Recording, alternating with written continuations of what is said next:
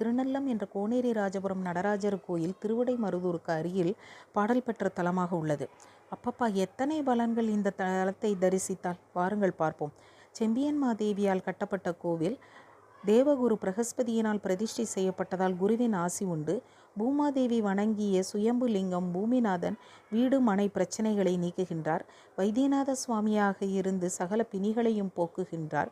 மாப்பிள்ளை சுவாமியாக உற்சவமூர்த்தி திருமால் பார்வதியுடன் இருந்து அகத்தியருக்கும் திருமண கோலத்தை காட்டி நமக்கு திருமண தடையை அகற்றுகின்றார். திருநள்ளாறு போவதற்கு முன் நல தமயந்திற்கு அருள் செய்தது போல் சனி பகவான் தனது பக்தர்களின் சனி தோஷத்தை வெள்ளையாடையில் இருந்து போக்குகின்றார்.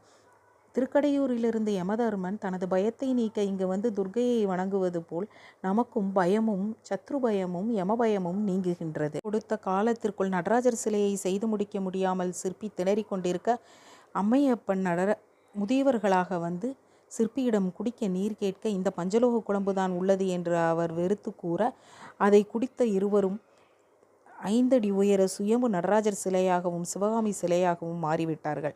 உயிரோட்டமுள்ள நடராஜர் சிலையில் முடி, நகம், கொழுப்பு கட்டி மறு என்று இருக்க இதை நம்பாத அரசன் வீசிய வாளின் வெட்டு இன்றும் நடராஜ பெருமானின் பாதத்தில் உள்ளது.